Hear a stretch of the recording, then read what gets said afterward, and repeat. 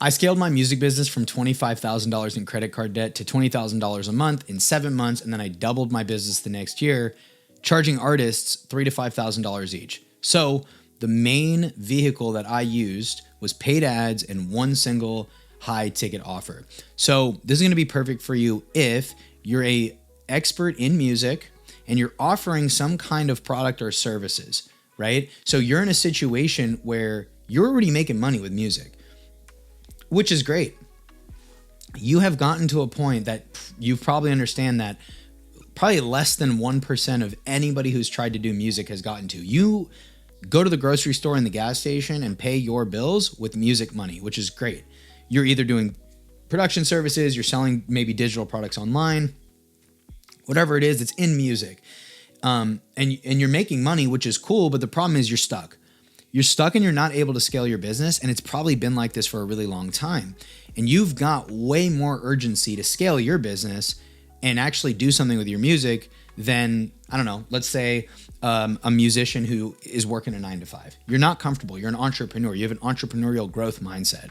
And you work hard, you grind, but right now your bandwidth is your bottleneck. You're either doing everything by yourself or you have an extremely lean team of like one, maybe two people that are assistants or video editors or VAs from the Philippines or something like that, which is totally chill. But you're not running a system where you can really scale this thing. And there's a couple of things that I'm going to highlight in this video, and I'm going to outline my entire system. I've got my iPad here and we're going to screen share, but I want to just give context to all of this. There's a lot of different parts to this system that I'm going to explain, but there's really three. There's really three main things that you have not effectively done, and I'm going to explain to you what those are.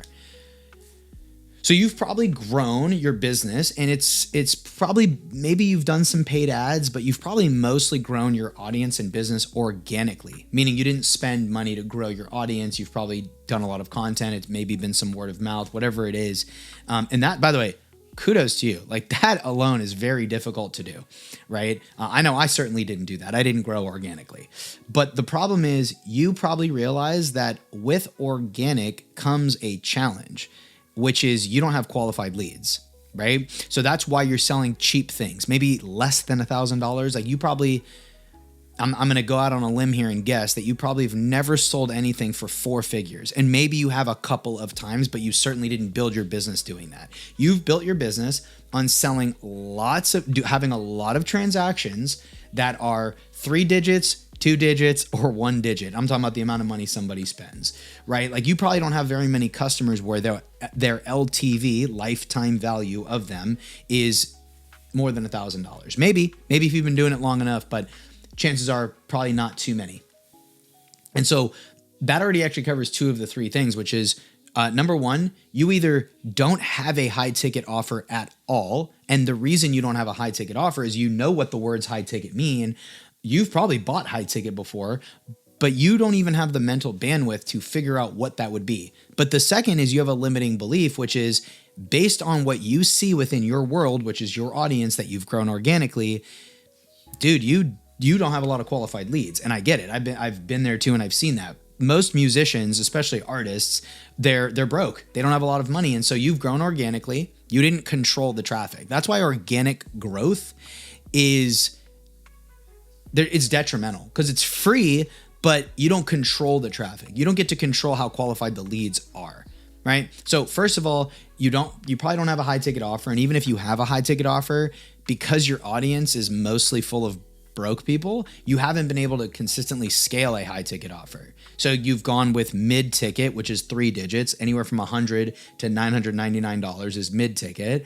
And then low ticket, which is $99 to $1. That's low ticket. High ticket, for the purpose of the video, let's just call it a 4 figures, anything $1,000 and up. And honestly, really high ticket should be considered 3, 5, 8, 9, 10, 12, 15K, 20, 25, 50K. That's higher ticket. But for the purpose of the video, just to make it simple, let's just call it 1,000 and up. Okay. 4 figures. So you don't have a high ticket offer because you have no time to even think about what it would be. Plus you're battling the limiting belief that because your audience is so broke, you wouldn't be able to scale it. So that's the first thing. The second thing is paid ads. You've probably not run paid ads at all. In fact, I've talked to a few people who are making six figures or more with music and they've never run paid ads. And you might think, well, that's cool. They're making six figures. Well, the problem is, but they can't scale. They want to make seven figures. And so they've grown organically to this point, but what got you here won't get you there. What got you here will not get you there. And so just thinking that you're going to keep growing organically and keep posting more, that's what you got here. But the next step is paid ads. And you don't have to spend a lot of money. I'm going to actually walk you through like a really great paid ad strategy that you could implement after this video. And I'll explain how all that works here once we dive into the iPad. I just want to give context. So you've never run paid ads. And if you have run paid ads, you don't really 100% know what you're doing. You haven't spent that much money. Like I've heard a lot of people say, yeah, I've tried paid ads and they just haven't worked. And I'm like, how much did you spend? Oh, like a couple $100s. And it's like, well, over the last 3 years, I've spent north of $150,000 on paid ads, I believe. And I've grossed somewhere in the $350,000 mark. Like it's for making it simple, I've put in 100,000, I've got 300,000 back directly from paid ads serving musicians. So when you say you've tried paid ads and you say you've spent a couple hundred, I've spent 100,000 on paid ads and they definitely work if you know what to do. And that's how you scale. That's how you scale, is using paid ads. So the final part of it though kind of went with point one, which was qualified leads. You're like, well, dude, of course I'd love to be getting paid $3,000 to $5,000 to $8,000, but like, I don't know how I would qualify leads. So those are the three main things that we are going to talk about today. And I'm going to shed a ton of light for you and give you a ton of clarity on how you can finally scale your music business so that your bandwidth doesn't have to continue to be your bottleneck. So you've probably done a great job of growing organically, right? Like you've at the top of this funnel, you grew your audience organically. Let me just see if I can keep writing. Right? You've posted content. You've probably had a lot of stuff go viral, whatever it is. So you've grown organically. And that's cool and all, but the problem is you can't control the traffic. And so what I do and what my clients do, and what I teach my clients how to do, obviously, and I actually build this stuff with them, is we run a really simple ad on Instagram, and it's just a vertical reel. And what's cool is in that video, you can call out your ideal client. Like you can call out qualified leads. That's what's super dope about that, is you can actually say things in your ad. Like, for example, hey, if you're a professional recording artist and you don't have a producer to partner with to take your music to the next level, give me a follow. That'd be like if you were a producer, for example, right?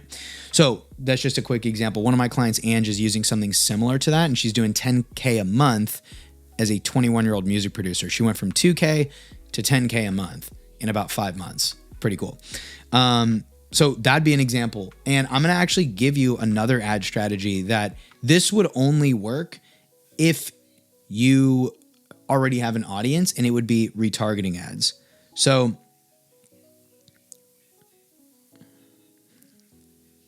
here's what we'll do. At the top, I'm going to draw this down here. So top of funnel, ads.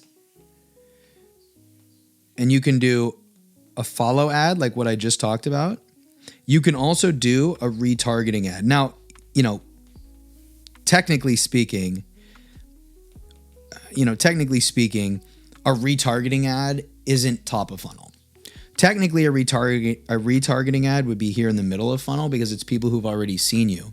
But I put it there because what's going to end up happening is you can actually, and I'm going to put this here, you can retarget, check this out. I'm actually not even going to say 90-day engagers. I'm just going to say engagers. What's that mean? An engager is somebody who has engaged with your profile, which means they might have liked a post, clicked it, shared it, but they don't follow you. Well, how'd they even see me if they don't follow me? Because you've had your content blow up and go viral, right? If you've grown an organic audience, you've probably got people who've seen your content, but they don't follow you. Isn't that interesting? And so you can target engagers, and you can do that based on a time range, right? And so I currently am doing 90 days, but you could do 90, you could do 90, you could do 180, you could do 365. Like I run a retargeting ad for myself, and I target 90-day engagers, and dude, people will send me a DM and they don't follow my account. You can also target followers, which is great because, we know that organically when you post content, like, dude, what is it? Like 1 to 5% of people actually end up seeing the content. It's like barely anybody. So it's like, it's pretty tough. It's pretty tough to actually get your content seen. So you can run retargeting ads to your followers. And the other really cool thing is I'm just going to write, you can do a custom audience. And I'm going to explain what that is. A custom audience is really, really, really cool. So a custom audience, you could think of a custom audience would be, basically it's a CSV file. That's like a spreadsheet. And so that could be your email list. It's going to be emails. It could be emails. It could be your customer list. So let's say you use a payment processor like Stripe. Excuse me. Let's say you use a payment processor like Stripe. You can go into Stripe. You can go find all your transactions and all your customers. And if you've been doing this for a long time and you've made really good money, you're going to have a pretty big, large list of customers. You could download that list as a CSV and upload that to Meta and literally target exactly those people. So if you've got a list of like, you know, whatever, 2,000, 5,000, 10,000, 15,000 people on your email list and customers, you're gold. You could target those people directly. So that's going to really help you. The other thing you can do, and by the way, retargeting, so these are going to be what we call DM ads. A DM ad just means, hey, DM me this keyword to get this resource. And obviously a follow ad is just, you know, follow me. Completely different actions. The other type of thing you can do when you run ads is you can do what's called, and I'm going to actually take all these, and you can do a lookalike audience. And so a lookalike audience is basically you give Meta these custom audiences. And these are audiences, again, that like people who've already engaged with you somehow, some way.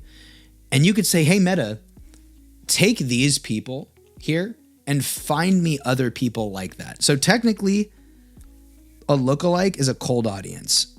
So let me explain that. All of these people in retargeting here are warm. Those are warm. They know who you are. They have touched you and seen you in some way, shape, or form. They have interacted with you.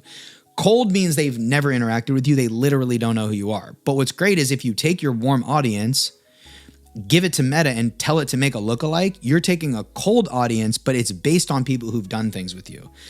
So think about this. You could have one big fat lookalike audience of engagers, followers, custom audiences, etc. But you can also have 3 separate ones. Like the best thing would be to take your customers, just your customers, only your customers, and feed that into it and say, make a lookalike audience just like these people. And you need at least 100 people, 100 people minimum. If you don't have 100 people, it won't work. Got it? So what I would recommend if we were to start running an ad campaign today, I wouldn't do this. I wouldn't do follow ads actually for you. I would actually start with a retargeting ad first. You know what's crazy? You can literally do this for like $5-10 a day. And I know you've probably heard that, oh, $5-10 a day. And you know, maybe you thought, oh, that's total bullshit. But actually it's not. It's not, because they're such a warm audience. And I'm sorry, I want to make this really clear.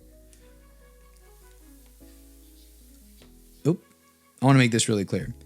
The $5-10 a day would be for the warm audience. Lookalike, since it's cold, like we're not going to talk about that right now.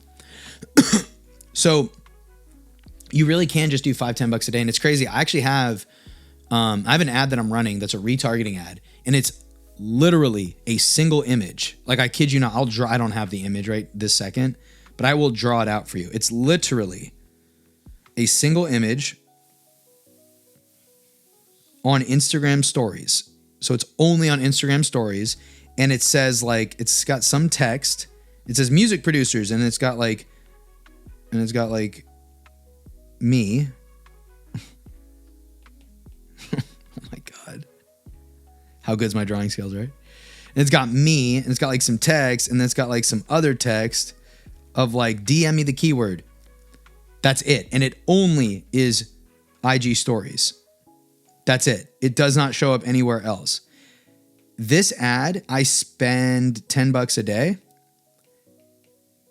and I've made like, I think I spent 150 in, and I kid you not, 2K out.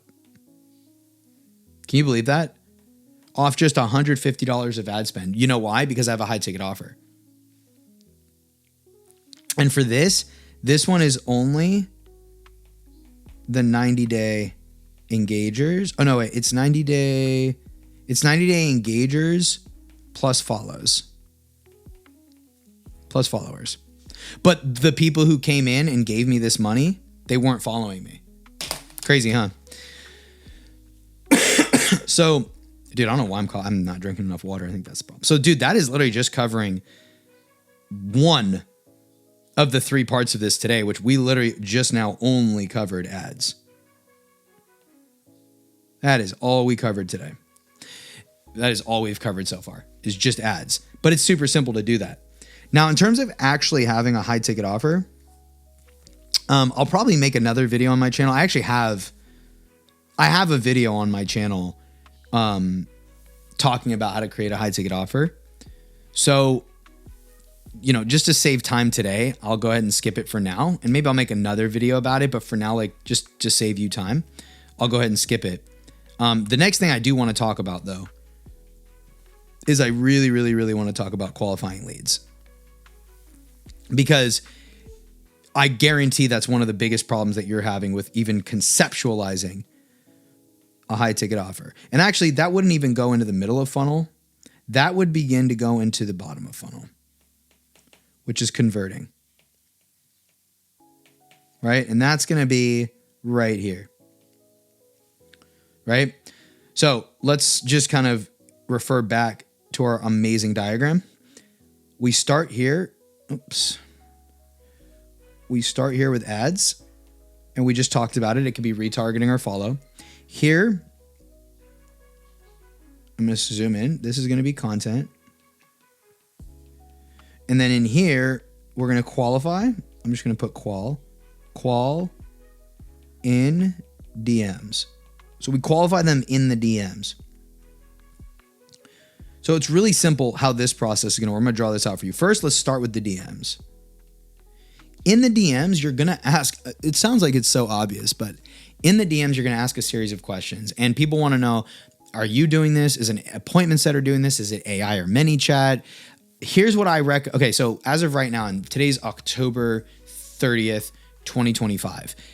Things I guarantee are going to change since me filming and putting out this video. I guarantee. But for today, as of today, the way I recommend doing it is maybe, so if it's a follow ad, ManyChat just came out with this thing where you can reach out to new followers immediately. So, or if someone DMs you a keyword, and let me just write this.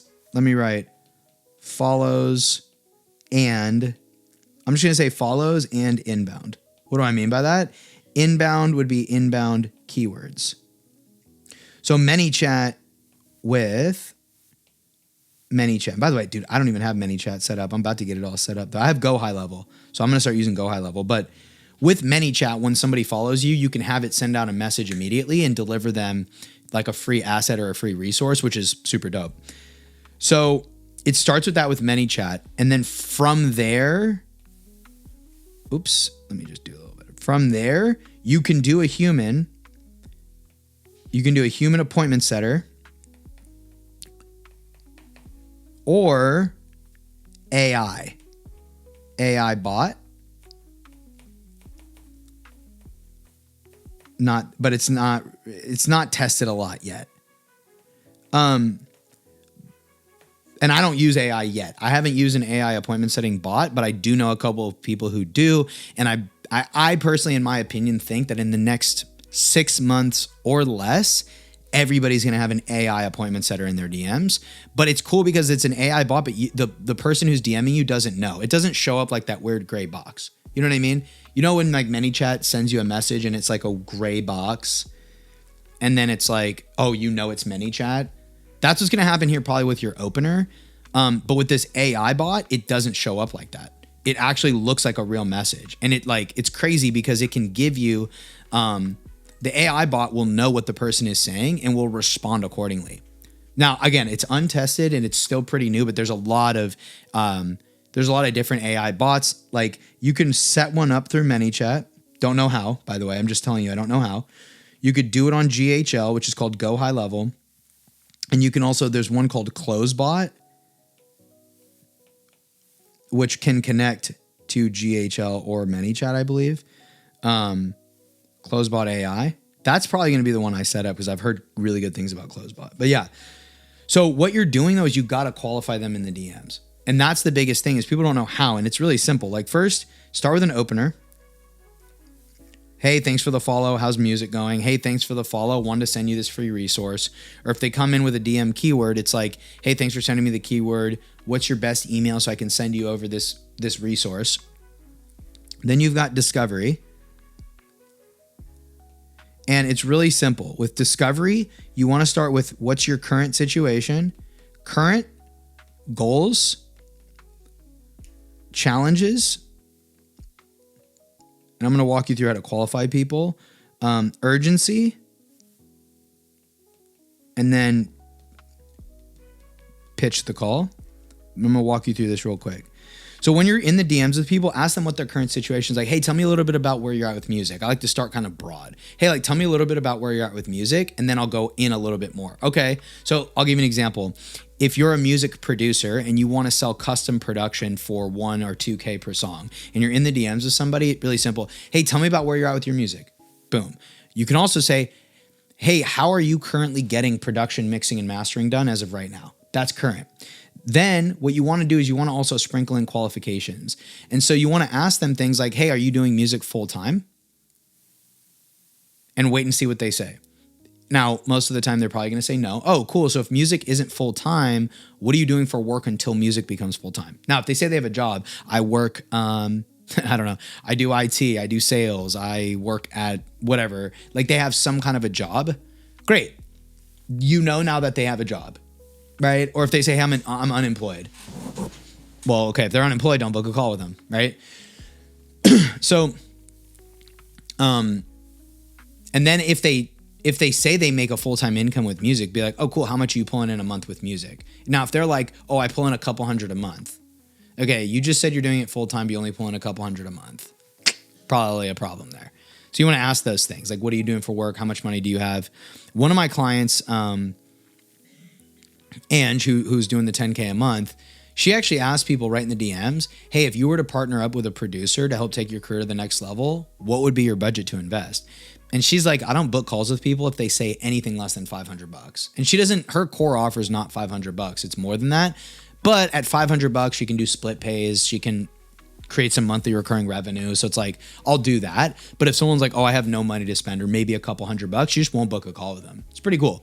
Then you want to ask, what are your goals? Like, where are you trying to go with your music? Because what you're going to do is you're going to build basically, you're going to build a gap. So current is point A, your goals are point B, challenges are the bridge, right? Like, hey, where are you at now? Where do you want to go? Like, where are you trying to get to? And you want to ask it within the time frame of what you do. So again, if you're a producer, you're probably not going to want to take more than, 4 to 6 weeks to produce one song for an artist. So you don't want to ask them like, what are your goals with music? Because you know what artists are going to say. I want to be the best ever. I want to get a platinum record. I want a Grammy, whatever it is. And you're just like, you're not going to be able, like, it's just not going to work. So what you want to do is, what are your goals in the next 1 to 2 months? Or what are your goals for the next 2 to 3 months with music? Because they're going to give you a more realistic goal that you could actually help them with. And then you want to be like, well, what are the challenges of you getting there? Like, what's getting in your way from accomplishing that? Obviously, you're going to position yourself as what's going to help them. And then urgency is great because, look, somebody might be standing here and they need to go over there, and you're the thing that needs to get them there. But if they're like, I'm not really trying to go walk over there right now. Like, I'm here, I want to be there, but I don't really need to go there now. Don't book a call with them because they don't have urgency. They might have the money. They might say they want what you have. They might like, know, and trust you, but they don't have any urgency. You don't want to get on calls with people like that. It's really frustrating. Like, I get on calls sometimes with producers and they literally have the money, but because like recently I've been pivoting my messaging, because like I was targeting music producers that have 9-to-5 jobs that want to go full time with music. But dude, the problem with 9-to-5ers, they have 9-to-5s. They also have 9-to-5 mindsets. And that's why they are in the 9-to-5. Whereas you don't have a 9-to-5, you're doing music full time. That's why I've pivoted my messaging. So you got to have that urgency. And then after that, like after you've gone through and you're like, I know their current situation and they're qualified. I know what their goals are. I can help them. I now know what their challenges are. I can help them. And I know they have urgency. Then it would be time to pitch the call of, hey, based on everything you've shared with me, I'm pretty confident I can help you. I do X, Y, Z, and I help this person in this time frame. Sounds like you'd be a good fit. You down to hop on a call, and then you book calls with them. Now you're booking calls with people who are actually qualified. And the other big thing you want to have, obviously, is some kind of a call booking link like Calendly or, Typeform. Calendly or Typeform. I use Calendly personally, but I know on Typeform you can do it too. And on Calendly, you want to have financial qualifying questions. Hey, how much do you have set aside to invest in the growth of your music? Not only money related, but time and energy. Do you have? These are not word for word questions I would use, but hey, aside from money, do you have the time and commitment to actually invest into your music right now, right? Because somebody might have the money, but if they don't have the urgency, you ask that again on Calendly, right? So you want to pitch the call. Then you have Calendly questions, right? I'm just going to put Q's, right? Then you want to have, I call it the post-booking process. Post-booking. This is so powerful. And this is like, to me, I'm going to write this down. To me, this is make or break. This has been a make or break for my business, and this has been a make or break for this has been a make or break for my business, for my clients' businesses. And I'll share a quick story. There was one time where I actually ended up doing, I think my best week was a 15K cash collected week. And it was really cool. And I know it was because of the post-booking process, because you know what? And I'm sorry. Now it just hit me. It wasn't a 15K week. It was like a 15K in 10 days, I believe. Yeah, it's 15K in 10 days. My work week is only 4 days, Monday through Thursday. So I'm sure if I just worked 7 days a week, it would probably have been a 15K in 1 week, but it was 15K in 10 days. And it was because, I'll explain it to you. So in the post-booking, you've got emails, you've got text message reminders, emails, texts, and I actually have what's called a video. I call it a post-booking video or a breakdown video. You can think of it like a VSL if you know what a video sales letter is. But what I do in this video sales letter is really important. So we've got the intro, which is basically framing the call.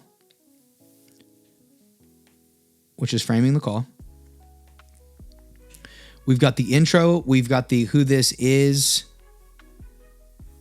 and is not for section. Right? That's going to disqualify people, hopefully.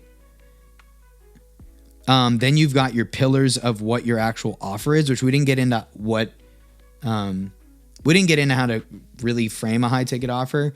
But you've got your pillars. I'm just going to say pillars of your offer. And then you've got like your deliverables of your offer. And if you wanted to, I'm going to put optional. And but I'm going to tell you, this is what got me the 15K. Optional would be the price reveal. So I remember when I did this 15K in 10 days, that's when my price at that time was 3K.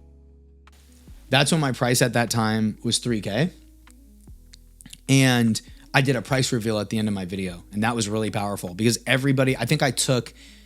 I'm pretty sure I took 8 calls and closed 5 out of 8. And all 5 of them paid in full 3K and they knew the price. I don't think you have to do that. And in fact, if you're just starting to run this system, I wouldn't necessarily recommend you do that. I think it depends. Like if we were to get on a call together and I could like analyze where you're at in business and stuff, like maybe you would, maybe you shouldn't. It'd be hard for me to just give you blanket advice just on a fucking YouTube video. But here's what I would say. I would say if you're doing 20 to 30K a month right now with your business and you like your time is super valuable and you're already like, dude, you're already making 30 grand a month, then I would have a price reveal.